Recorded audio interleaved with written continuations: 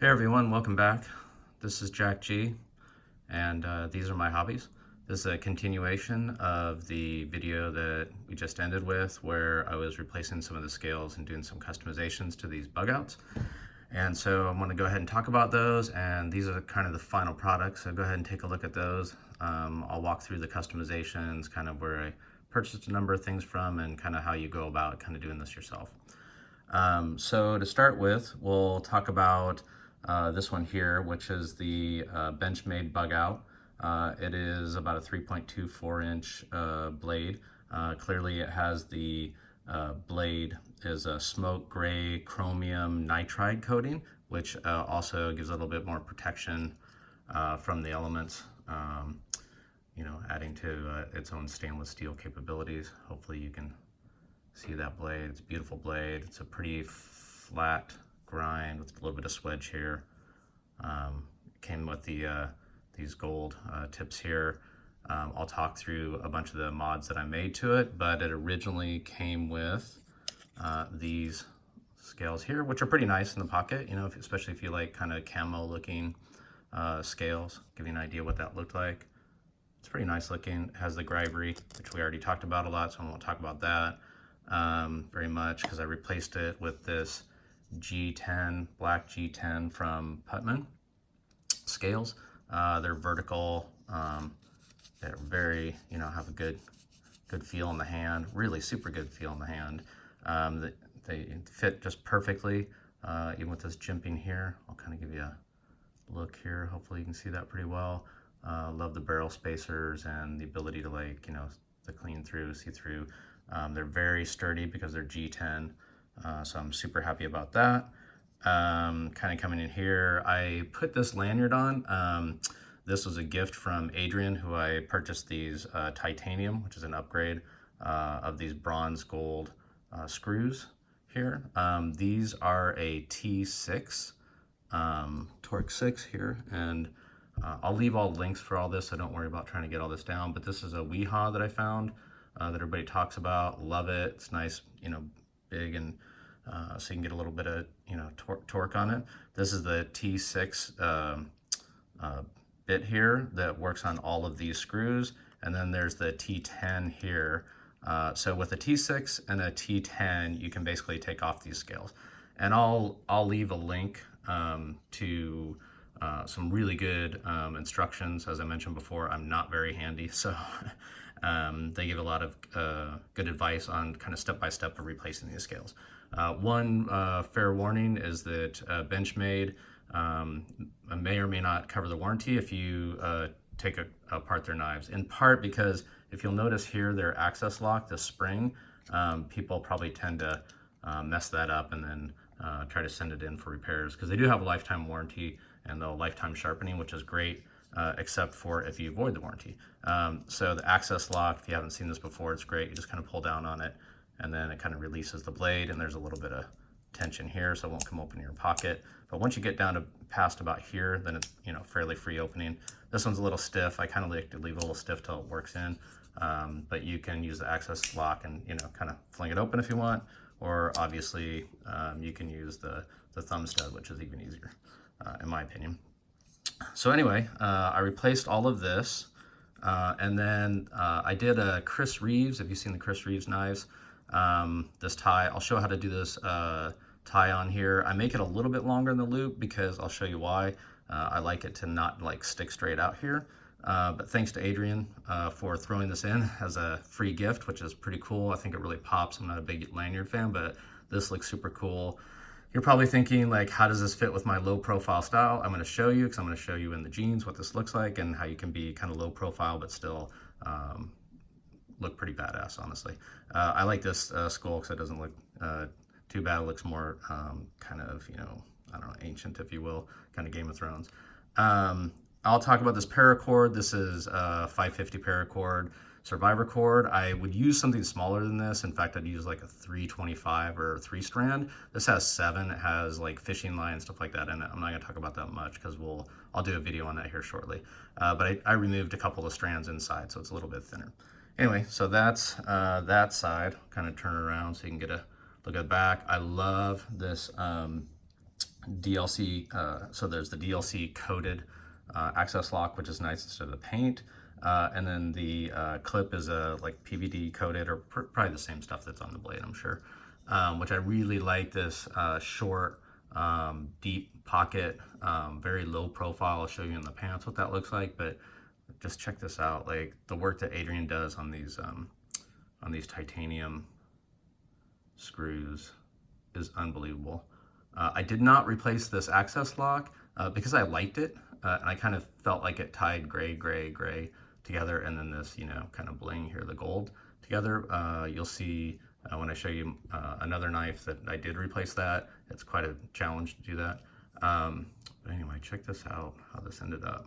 I think it looks awesome.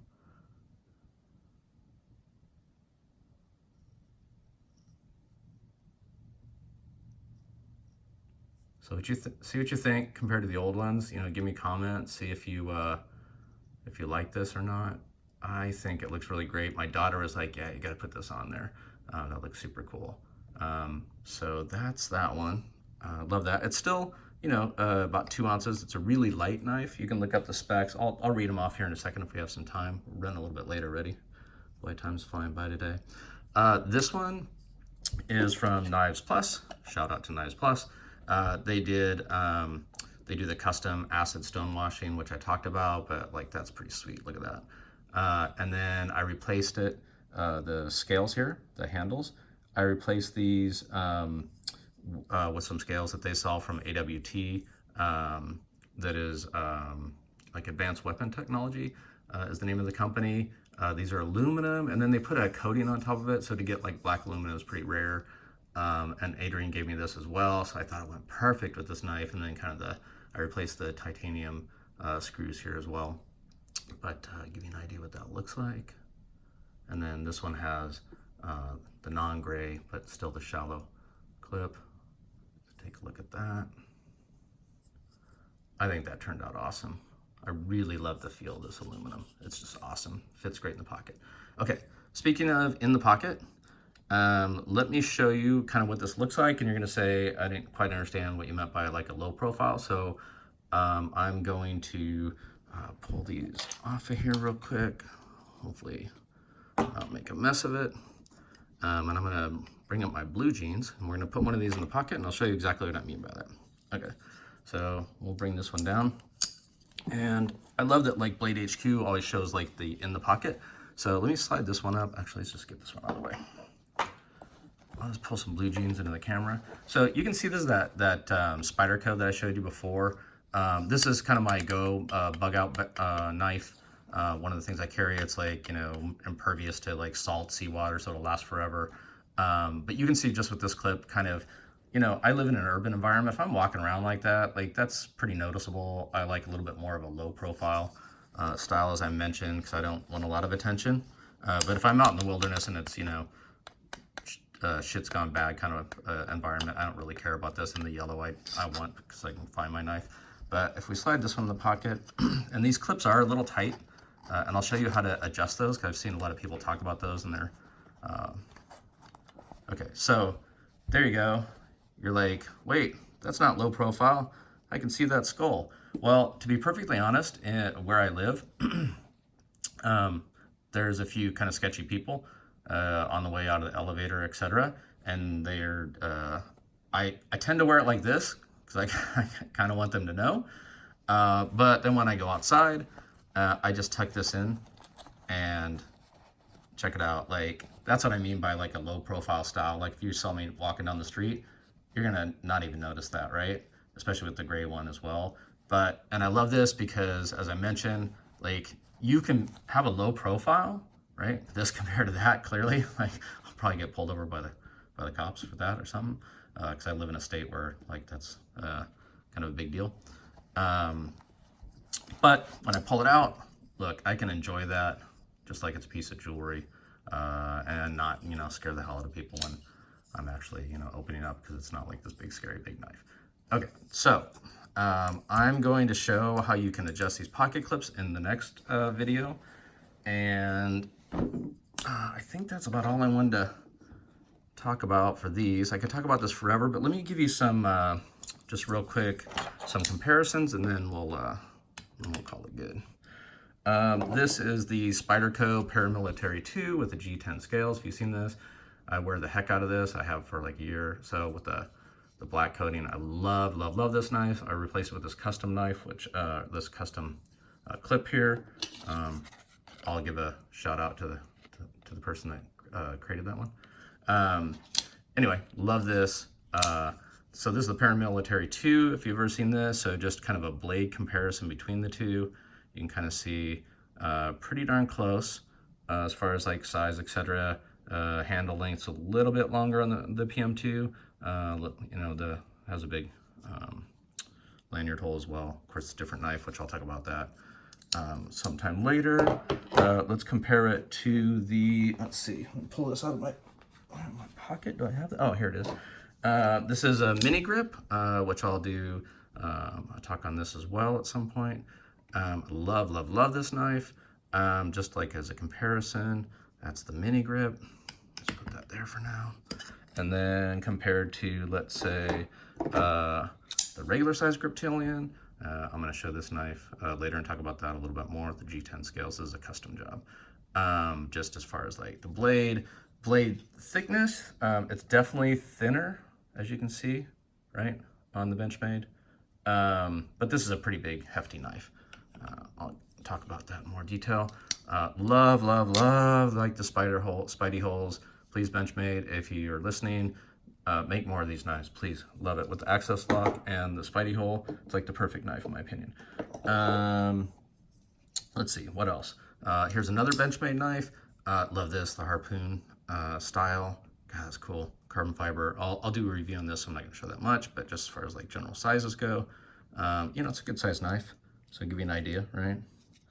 As far as the blade, I like that blade. And then just last but not least is the Spyderco. Now this, you can kind of, the reason I pulled this one out, carbon fiber. This is the Manix 2. Love this knife. Clearly, like this pocket, it's going to stick up. So this is like a bad boy showing your pocket. It's a little beefier, obviously. But just to show you the difference in like, right? Like that's flashy compared to this gray, understated. Same thing for the, right? See the difference in the acid wash? That's cool. Love it. Okay, let's put you over here, put you there again.